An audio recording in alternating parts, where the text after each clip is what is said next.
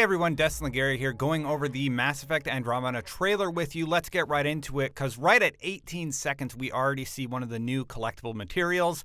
It's this orange mushroom-looking thing that you can pick up, and we'll see more of that in the trailer. Even the galaxy map has a few reveals, including the mission name that you're currently on, and the fact that you can scan from space. Now, seeing Krogans and Turians for the first time is really exciting, but we can tell you that this Krogan is named Drac, and the female Turian is named Vetra. And yes, they can be companions. Over the loudspeaker, you can hear that they're talking about meeting Sloane Kelly, who we'll talk about in just a second. But first, we have what we believe to be vendor icons up top, and the orange one is definitely your mission icon. We think this could be like a stare indicator, but we're unsure what the middle icons could mean.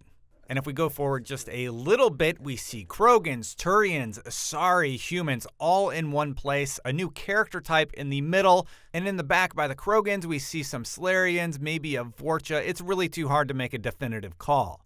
So when Sarah Ryder actually gets to talk to Sloane Kelly, we get to look at some of the conversation options. They are none of your business, I'll be honest with you, let's cut to the chase and get over yourself.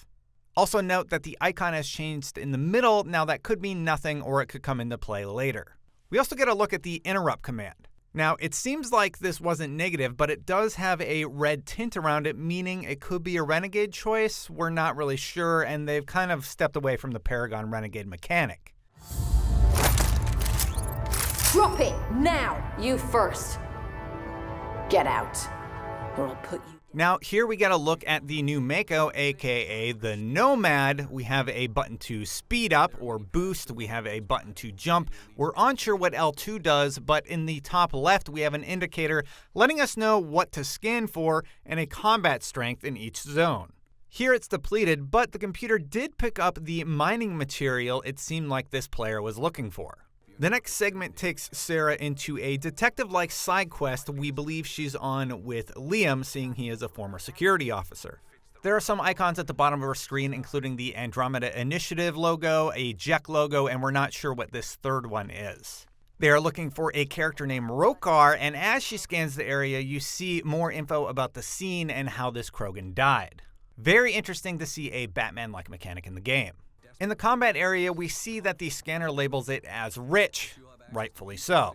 It looks like there are other vehicles here you can drive, or maybe acquired, but we're unsure what this Spire logo is. In the combat sequence, we get to see a grenade launcher in use. It seems to have incendiary ammo activated. You have two squad mates down there in the center, and the powers being used here seem to include a run, the Vanguard charge attack, and a new shield ability.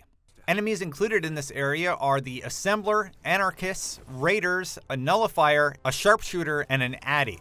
One small detail to note is that you can actually pick up the remains of your enemies. There's also ammo, health, and electric charge boxes on the left. Hydras are back, though they look a little bit more cobbled together than in Mass Effect 3. Now, on the note of mods, we actually see one activated here, and it's actually finite, meaning you're going to have to reactivate it. It won't just stay on like it did in previous entries. Tech combos seem to give you a large damage boost, meaning we should probably learn how to use them to the best of their ability. Pods also seem like they can be called down at any time, so you can customate your gear for crafting. This one stores 40 items, and you can mess around with your weapons, armor, ammo, squad mates, and Nomad here. The Nexus is a space station that will assume you can dock with, but your comparatively smaller group of 20,000 will be on the Ark Hyperion, according to the Avina trailer. In Mass Effect terms, the Nexus is inspired by the Citadel, so it is enormous. It includes a culture center, gardens, the Vortex Lounge for dancing, I'm hoping. Pathfinder HQ seems like the multiplayer area. Science labs could be a place like in Mass Effect 2 where you can upgrade your characters or swap abilities. Now, in that trailer, Nexus leadership is listed as follows. The Director of Colonial Affairs is Foster Addison. Foster Addison oversees all colonization logistics for the Andromeda Initiative, making sure all settlements are up and running and colonists have a place to live.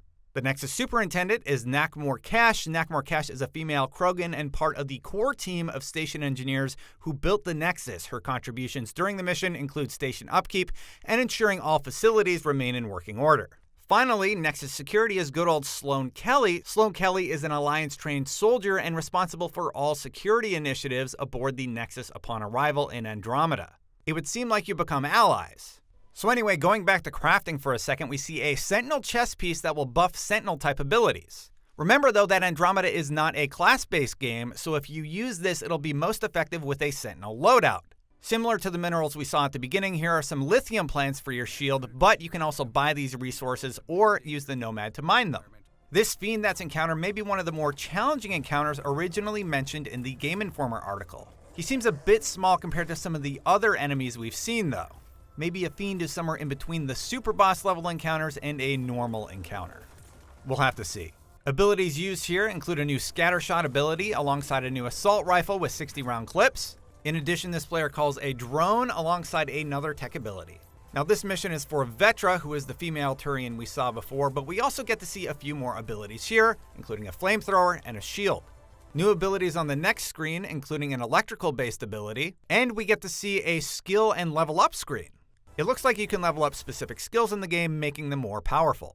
Here we get another look at the assault turrets, which look like they were just activated. Next we see a biohazard and what looks like a cryo ammo ability, and the infiltrator-like invisibility option. This planet is also listed as a heat hazard, though we're unsure how that will negatively impact Ryder. More new abilities teased here. The Anointed Font here is the new Ket enemy type, and we get to see Ryder use a baton strike, which seems to be available universally without cooldown. We see it again here, but the baton looks like it might have been upgraded. Finally, another very powerful heavy weapon here that uses arc as its primary damage type. Also in the corner, it looks like this could be something like the Overkill ability from earlier Mass Effects. Anyway, those were the details we noticed. I'm sure we missed something. There was a ton to go through here. Thanks for sticking with it, and for more on Mass Effect Andromeda, keep it right here on IGN. New galaxy awaits.